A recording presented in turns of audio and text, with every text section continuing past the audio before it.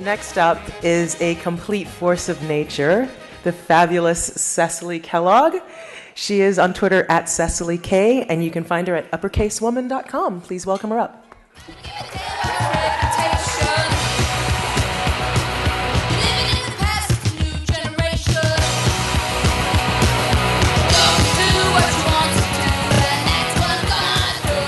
Holy crap, there's a lot of you. Before I get started, Rachel, you know I'm going to swear. I'm going to keep it to a minimum. Please forgive me for those of you that I offend.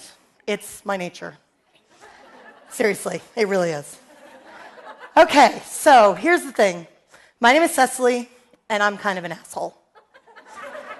I have to fight on a daily basis to keep my inner asshole contained. When I was born wearing the wrong skin. My skin never felt like it fit. I felt awkward, uncomfortable, just wrong. Yeah, that's me. And I felt like nothing fit. The whole world rubbed me the wrong way. And only one thing made me feel better, and that was alcohol. I started drinking when I was 13, and I drank every day. By the time I was 17, I was drinking every day. It was the only thing that made things feel right inside. It made me feel like my skin belonged to me. Unfortunately, I was an asshole as a drunk. I was the kind of girl who said, "Hold my purse while I kiss your boyfriend."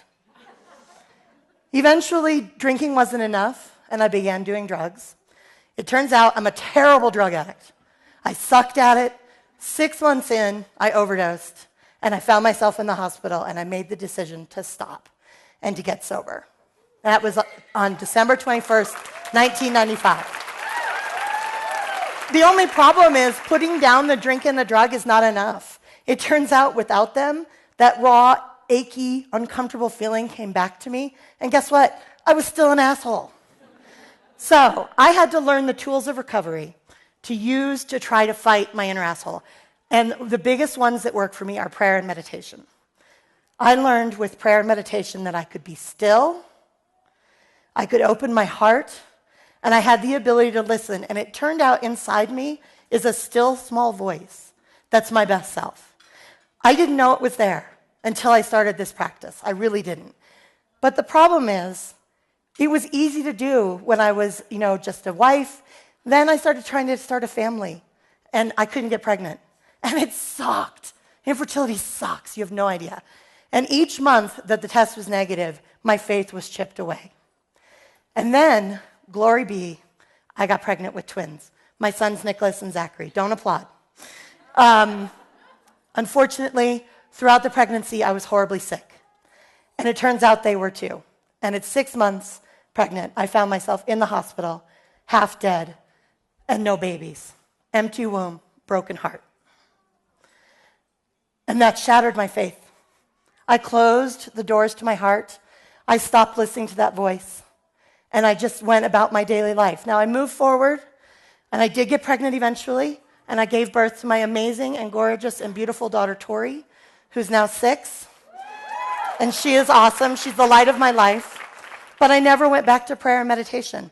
I never got into the practice of doing that again. I was totally closed off on that part of myself. So, guess what? Still an asshole. And this is how I arrived last year at EVO. I was right back in that place of being achy, uncomfortable. My skin didn't fit. I was, and I got caught, and this is how I was. I got caught up in this whole, whirlwind of bitterness and snark and nastiness and underhandedness. And even worse, I got caught up in a whirlwind of something that shouldn't be part of a community that is comprised of trust. I got caught with my pants down, gossiping, literally, confronted in the hallway right outside this room. And something happened. Instead of getting angry and defensive, I heard it again. I heard that still small voice inside, and I realized that I needed to get centered, and I was able to shake it off. I was able to apologize. I was able to admit that I was wrong. And I began to change. It's not easy. I still don't pray and meditate regularly. I still have a stubbornness about doing it, but I do it sometimes. I did it before coming in here tonight. And I try really hard to practice the principles of recovery and sobriety so that I can not be an asshole. However, I have asshole attacks. Ask Casey. Where is she? She was the victim of one of my best asshole attacks recently. It's a daily battle. I fight it. It's there all the time fighting to get out.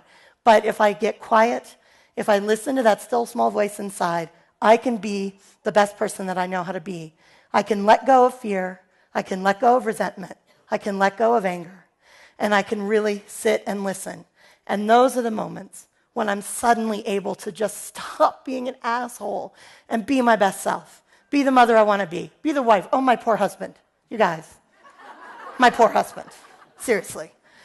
But when I do that, when I practice that spirituality, when I sit and settle and just be like, then I am my best self. And that's what my plan is to do this weekend here at Evo, is to be still, to open my heart, and to listen to all of you.